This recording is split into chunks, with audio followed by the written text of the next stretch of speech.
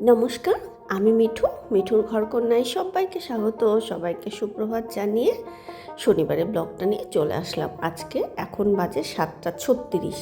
আমার ঘুম ভেঙেছে আজকে অনেক দেরিতে, মানে 5টার পর ঘুম ভেঙে গেছিলো, কিন্তু আবার শুয়ে পড়েছিলাম। কী করব, তা আজকে আমার হাজব্যান্ড অফিস নেই, আজকে তো 4th স্যাটারডে, কিন্তু মিটিং আছে, ব্যাংকের মিটিং আছে, সেটা কলকাতায় যেতে হবে। আমাকে রাত্রে বলেছিল, এবার ভেবেছিলাম সকালবেলা রুটি তরকারি করে দেবো, যদিও ওখানে ওদের ব্রেকফাস্ট লাঞ্চ সবই দেয়, তবুও ঘর থেকে না খেয়ে যাবে। এবার আর 7:36 উঠে আমি আর কখন দিতে পারলাম।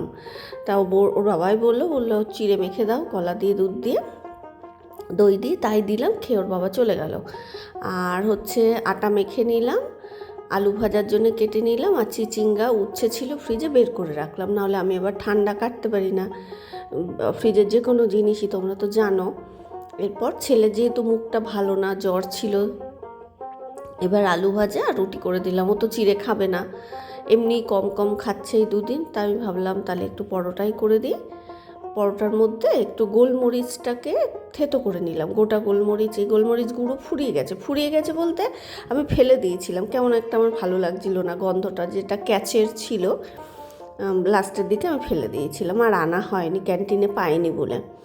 এবার যখন পরোটা ভাজছি তখন এই দীপালি এসে কাঁঠাল দিয়ে গেল, আর ওই গোটা গোলমরিচ থেতো করে ওই আটার মধ্যে মিশিয়ে দিই, তাহলে না খেতে ভালো লাগে আর কি। পরোটাটা ঝাল ঝাল, আমাদের ছোটোবেলায় জ্বর হলে মা এরম করে পরোটা ভেজে দিত। আলু ভাজা দিয়ে ছেলেকে দিয়ে দিলাম, আর আমারটা ঢেকে রাখলাম, পরে খাচ্ছি। এই দেখো, দীপালি কাঁঠাল পাঠালো, এই বছরে প্রথম খাচ্ছি। এই জিনিসটা আমার একেবারে চক্ষুশূল ছিল। ছোটোবেলায় না মার ওপরে রেগে যেতাম ঘরে কাঁঠাল থাকলে, যেহেতু আমাদের 2টো কাঁঠাল গাছ ছিল, গন্ধে গা গোলাতো। আর বিশ্বাস করো, এখন এই কাঁঠাল আমার সবথেকে প্রিয় ফল হয়ে গেছে।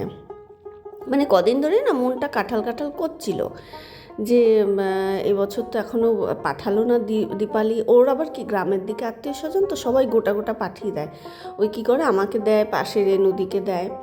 এরপর ঘরটাকে মুছে পুজো করে নিলাম, আর এই দেখো মা লক্ষ্মীকে ঢেকে রেখেছি লাল কাপড় দিয়ে। সরস্বতী ঠাকুরকে তো পুজো দিই না, কিন্তু ওই সাদা কাপড় দিয়ে একটা ঢেকে রাখলাম। চান করেই আমি রান্না করেই চানটা করতে গেছিলাম। উচ্ছে আলুর চচ্চড়ি হয়ে গেছে, উচ্ছের আলুটা না বেশি আর কি সেদ্ধ গলে গেছে। চিচিঙ্গা ভাজা করে নিয়েছি, ভাত আর ডাল, ব্যাস, আর কিছু না, কারণ ছেলে বেশি খাচ্ছেও না। ছোলার ডাল করেছি, আর খাওয়ার সময় একটু পাঁপড় ভেজে দেবো। আর রাত্রে ভাতটা একটু বেশিই করে রাখলাম, কারণ বলা যায় না, জানো তো, 2-1 সময় হয় ওর বাবা এরকম মিটিংয়ে গেছে, ওদের লাঞ্চের ব্যবস্থা থাকে, কিন্তু হয়তো 1টার মধ্যে শেষ হয়ে গেছে, ও লাঞ্চ করে না, ও চলে আসে। ওই জন্য একটু ভাতটা বেশিই করলাম, যে যদি আবার মানে দুপুরে এসে খায়। এরপর দুপুরবেলায় আমি বসে কালকে তো 2টো ভিডিও করেছি, দিনের বেলা একটা, রাতের বেলা একটা, 2টো ভিডিও একদিন এডিটিং করা মানে সত্যি কথায় ওই ব্যালকনিতে বারান্দাটায় বসে এডিটিং করছিলাম। তারপর দেখো সন্ধেবেলাটা, আমাদের ফ্ল্যাটের আলোগুলো এখনও জ্বলেনি। আমার যে এক দাদা আছেন স্কুল টিচার, উনি নেভান, উনি জ্বালান। এবার যেদিনকে উনি হয়তো টিউশন থাকেন বা নামেন না, সেদিনকে আমি বা আমার হাজব্যান্ড জ্বালিয়ে দিই। তা আমি গিয়ে লাইটগুলো জ্বালিয়ে আসবো। আমার এই সময়টাও ভালো লাগে, বেশ আলো আধারিতে একটা অন্য রকম হয়, মন খারাপের মতো, আবার মন খারাপও না, বেশ ভালোই লাগে। তারপর দেখো কি বলবো, ভদ্রলোক চলে এসেছিলেন নাকি আমি ওই ঘরে যাওয়ার পর ছেলেকে জিজ্ঞাসা করলো তোর মা কখন গেছে, বললো এই তো কিছুক্ষণ আগে। আমাকে আর ডাকেনি, ওই বললাম না তাড়াতাড়ি চলে আসে, 2-1 দিন লাঞ্চ করে না। এবার আমাকে আর ডাকেনি, এসে নিজেই কি খেয়েছে তার ঠিক নেই, ও বোঝেও তো নয়, ডালের মধ্যেই হয়তো উচ্ছে চচ্চড়ি নিয়েছে। আমি বললাম ডালের মধ্যে নিয়েছি, বলছে হ্যাঁ একই পেটেই তো গেছে, ওই একই জায়গায় গেছে, স্বাদ পথ কিচ্ছু বোঝে না। তা যাই হোক, নিজের মতন নিজে খেয়েছে, আর নিয়ে ও কিন্তু এইখানটাতেই শোয়, রাতেও এখানেই শোয়। যেহেতু পিঠের ব্যথার জন্যে ডাক্তার বলেছিল কাঠের ওপরে শুলে ভালো, বিশ্বাস করো এত বছর ধরে শুচ্ছে বলে কিন্তু ভালো আছে, মানে কোনো নেই। ওই দুপুরবেলাতেও আজকে ওই নামিয়ে ওইভাবেই শুয়েছে। তারপর আমার না খেয়ালই নেই ছেলের গলাটা যে ব্যথা। ফুচকালাকে ফোন করেছিলাম, তা ও খেলো, বেশি খেলো না, 3-4টে খেলো, কমেছে ব্যথাটা, গার্গেল করে অনেকটা কমে গেছে, তাও আমার খেয়ালই ছিল না। ও অল্প খেলো, তারপরে আমরা দুজন খেলাম। খেয়ে এবার একটুখানি যাব, অনেক জায়গায় আছে, সেই চুড়িদারগুলো দেওয়া ছিল, সেইটা আনা হয়নি টেলারের দোকান থেকে, চুড়িদারের পিস দেওয়া ছিল। তারপর টুকটাক টুকটাক আছে জানো তো, এই যে আমি বালিশের কভার নিয়েছিলাম না, একদিন দেখিয়েছিলাম,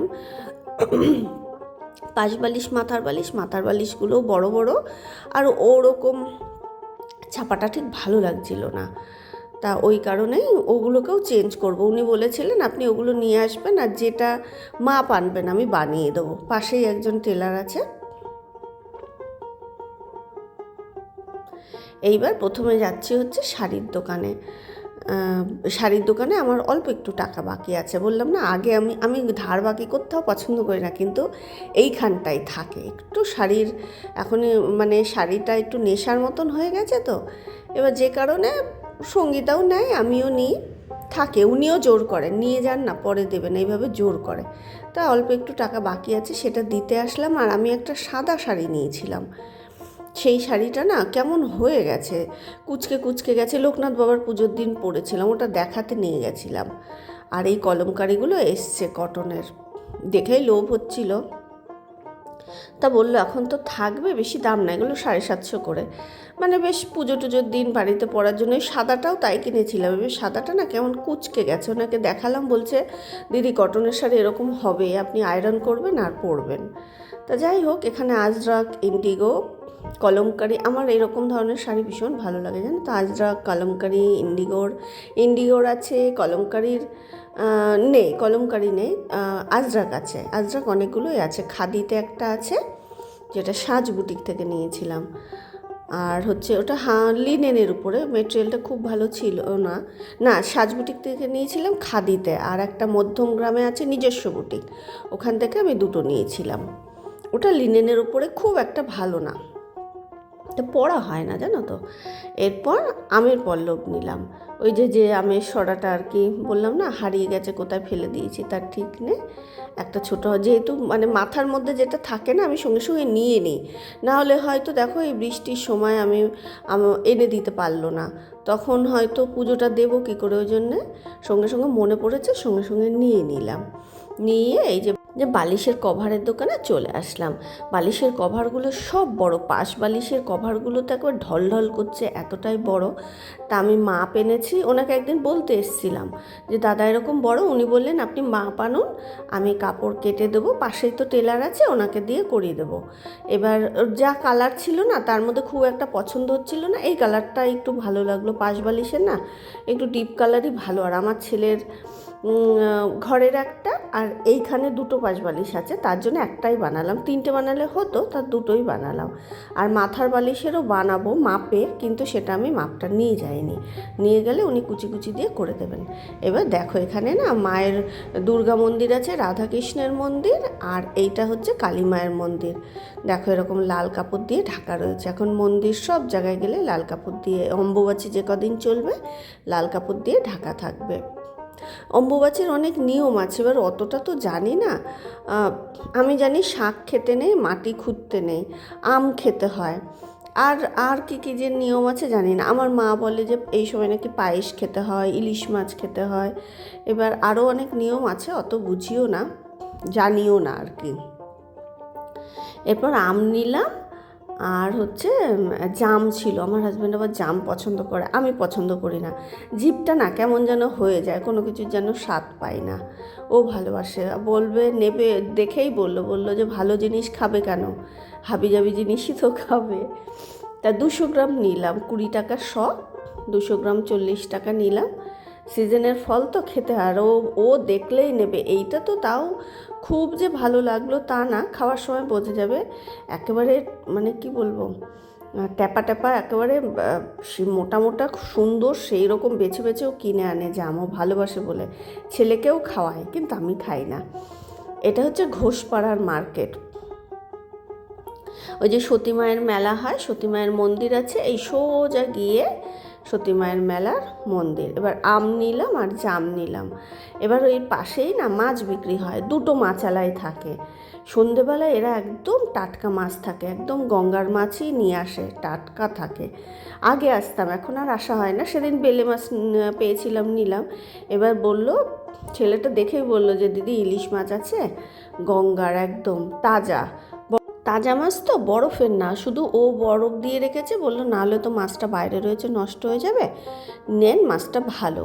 তা 750-800 করে বিক্রি করছিল, বললো 750 করে দেবো। দুটো নিলাম, দুটোর ওজন হলো 850 গ্রাম।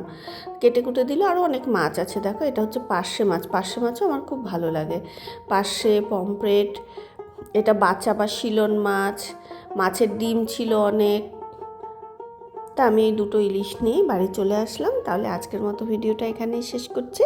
কেমন লাগলো প্লিজ একটু কমেন্ট করে জানিও। ভালো লাগলো ভিডিওটা লাইক করে চ্যানেলটা সাবস্ক্রাইব করে দিও। সবাই খুব ভালো থেকো, সুস্থ থেকো, টাটা।